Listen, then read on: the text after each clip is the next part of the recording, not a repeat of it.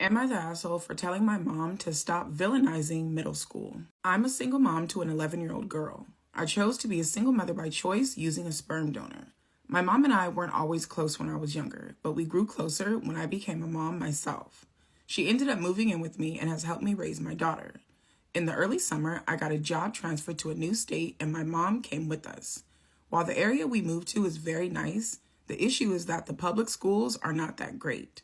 Prior to the move, I found an all-girls private school. My mom was not thrilled with this. Both she and I were bullied as teens, and my mom always said, teen girls are just the worst.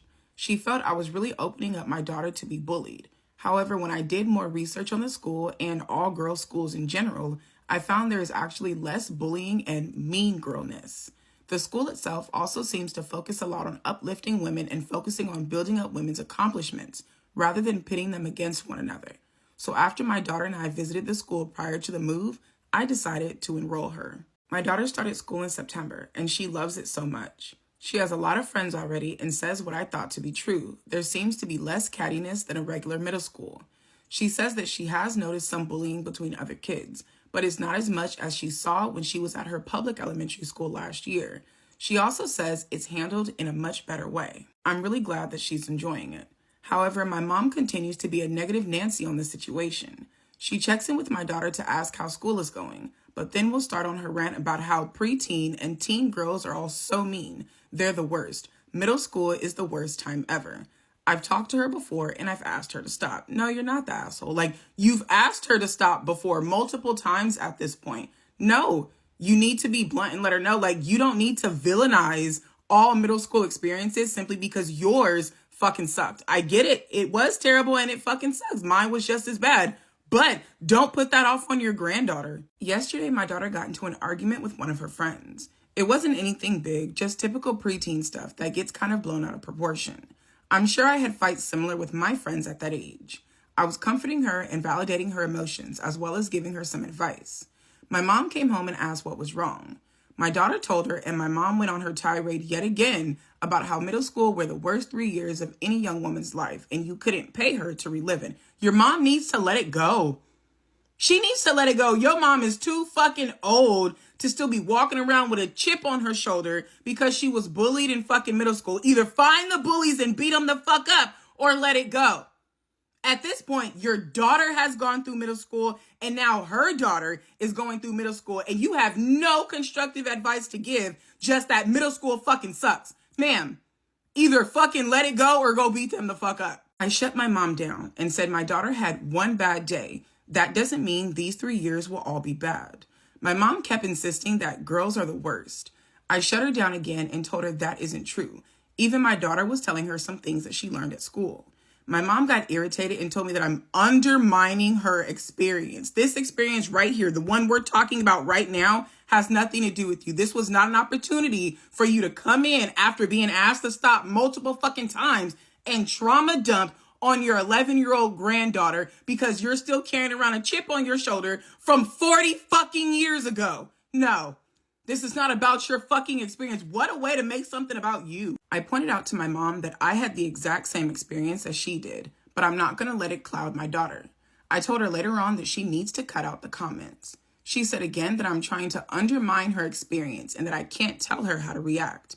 Am I the asshole for wanting her to stop villainizing middle school? No, baby, you're absolutely not the asshole. Just because your mom experienced something in middle school does not mean that everybody that she comes around is going to have that exact same fucking experience. Just because the girls were absolutely downright nasty when she was in middle school does not mean that in every school, in every state, regardless of where you go, all teenage girls are going to be the same. In 2019, I got hurt at work. Something fell on my foot, crushed 2 of my toes. I ended up with nerve damage. They referred to it as a Morton's neuroma. The most painful experience I've ever had in my life. I suffered with this for 3 years with no pain medication. I went through 24 rounds of physical therapy. Again, no pain medication before I had surgery and they removed the nerve. It's been about 3 years since that's happened and I'm still in pain from time to time. That's my experience. This is my story and I'm entitled to talk about it. But you see how this story is not relevant, helpful, or appropriate to the situation that your daughter's going through?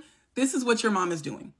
Anytime somebody mentions her trigger words, middle school or teen girls, she feels like she has the right to go off on this tangent and everyone around her has to listen to her, because if you don't, you're undermining her fucking experience. I think it's absolutely fucking insane that grandma is so fixated on proving and talking about the fact that all middle school preteen girls are horrible. They're bratty, they're catty, they're mean girls, that you guys don't even fucking realize she is your daughter's middle school bully.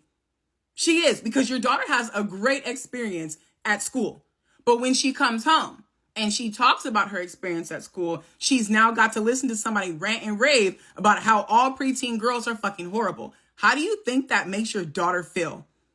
My guess, one of two ways. One, she's going to be in fear of being bullied by these girls that grandma's always talking about. Two, she's going to be shamed because if I'm not being bullied, I must be one of these bratty catty girls that grandma is talking about. You need to put a stop to this. When I say put a stop to it, I mean you need to put your foot down and let your mom know that if she is not going to be able to stop making these comments or go and get some help so this stops hanging over her head, she's going to have to find somewhere else to go. She is stuck on the fact that you're undermining her experience, but she is simultaneously doing the exact same thing to her granddaughter. You've got to stop this, babe.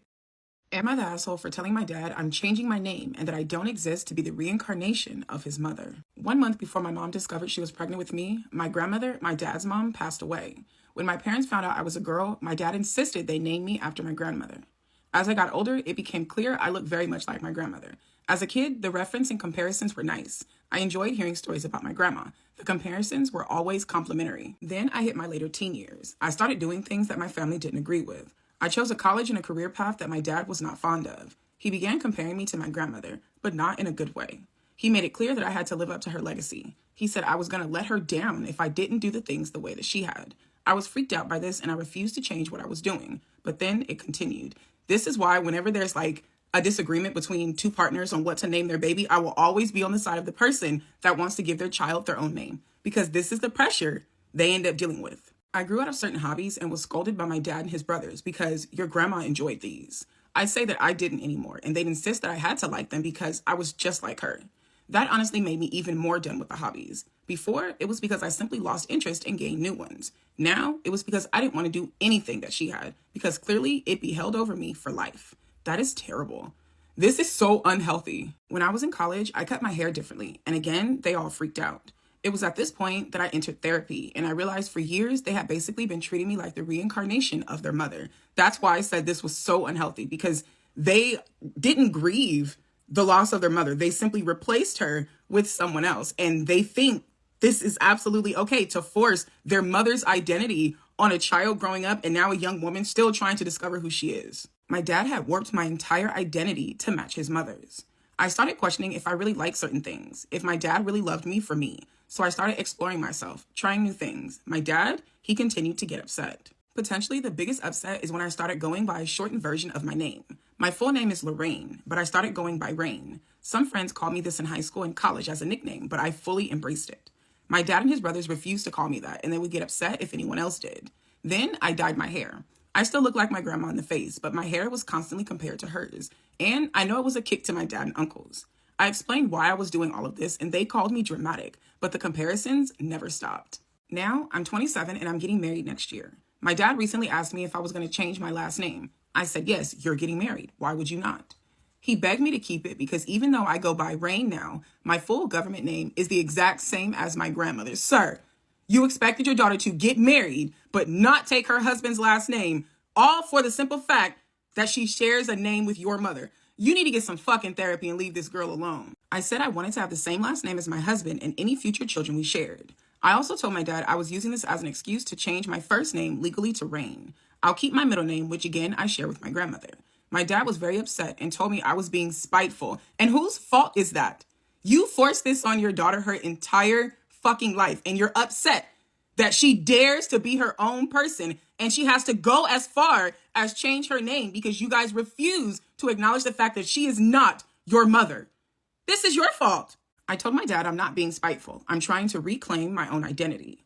I pointed out to him that I don't exist to be the reincarnation of his mother, and that maybe if he hadn't pushed the identity so hard on me, I wouldn't feel like I have to do this. He got even more upset and said maybe one day I'll understand how it feels when he's dead. I doubt I doubt it, because I tell you one thing, OP's breaking generational curses. Her dad nor any of his brothers bothered to get any type of professional fucking help. You can't tell me that any of them did. OP, she has a therapist. She will not deal with any shit like this. She's going to have someone that's going to help her process this in a healthy way. She's not going to have kids and force her father's identity on her son. Nah, sir. You trying to curse your child, and she is in the business of breaking the curses, baby. My dad hasn't spoken to me in a few days, and my mom says I hurt his feelings. Your mom fucking sucks too. Her opinion is not valid in this situation because she's allowed this shit to be pushed on you your entire fucking life. She's no better than he is. She can be silent and have a fucking seat. My mom feels like I shouldn't have told him I was changing my first name legally, and I shouldn't have said all of what I did. My fiance is on my side, so I don't know what to think. Am I the asshole? No, baby, you're absolutely not the asshole. You've tried talking to your dad multiple times throughout your life, starting from when you were in your late teens up until now, and you were ignored every single fucking time. Maybe now that your daddy's punk ass fucking feelings are hurt by the fact that he knows you are serious about not being a walking fucking memorial and being treated as a person, he will understand that this shit is not okay. It's not healthy, and he and his brothers need fucking help. Listen, if you've been named after somebody in your family and your family does not treat you like this is not your part of the fucking program. I don't need y'all coming into the comment section talking about, well, my family doesn't do this. We're not talking to y'all this time. This is not about y'all. I'm saying there are people, there are families who name their children with a specific mind frame of raising them to be like the person that they're honoring. If you want to memorialize somebody so fucking bad, plant a tree. Get a cat. Start a goddamn garden. Start a fucking charity in their name. Do not have children with the sole purpose to try to make them the person that you've lost. Broke up with my girlfriend over tattoos. She no longer agrees with our breakup. Nuts. My ex and I were together for about a year. Early on in the relationship, she mentioned wanting to get some tattoos. I told her she had every right to do so since it's her body. But I find tattoos very unattractive, and I would likely break up with her if she went through with it. It became a small fight, and she was cold and passive-aggressive about it for a few days. But eventually, she said she understood and would not be getting the tattoos done. Fast forward to about 2 months ago, and she made another attempt to get me on board with tattoos. I reiterated my stance and told her again she could do it, but I wouldn't stick around if she did. I went out of town to visit my cousin for a week and came home to her with a partial sleeve done. Her arm was basically one big scab. I asked her what was going on, and she just nonchalantly said that she and her best friend had talked and agreed I was being unreasonable. So she went ahead and used my time out of town to get it done, so I wouldn't be around to be a buzzkill about it. She said she got as much as the guy was willing to do in one sitting, and once she was healed, she planned to get it extended. The tattoo was already a deal breaker for me, but the blatant disrespect and casual way she was implying my opinion didn't matter, completely broke my feelings for her right there. We fought, and eventually she just told me to get the hell out and locked herself in the bathroom. Thank God she did this when she did, because I was close to not renewing my lease at my apartment and moving in with her. I packed my things up and left while she talked badly about me to her best friend on the phone. The next day, I dropped my stuff off from my place. She told me I was making a huge mistake and throwing a good thing away for petty reasons. I just handed her the bag and left. That was weeks ago. I didn't hear from her until today. She called me. Here's a very brief summary of the call. Her: okay, petty drama's run its course. You can move back in and we can move on, okay? Me: no. We are broken up. It's over permanently. I don't want to get back together. Her: we aren't getting back together. This was just a spat that got out of hand. You freaked out and left in a huff. I know you're just too proud to admit it, that you're wrong, so we'll just call it even and you can come back. Me: no. I told you repeatedly that tattoos are a deal breaker. You did it anyway and then disrespected me on top of that with the way you went about it. We're done. You can move on now. Find a guy who finds your new ink attractive, because I find it repulsive and wouldn't be able to look at you or that arm again. The conversation went in circles for a bit before I hung up. Then she tried sending me some nudes in an attempt to seduce me, but her body does nothing for me now and her sleeve was visible, which even after it healed was gross and unflattering. I told her I deleted them and to leave me alone.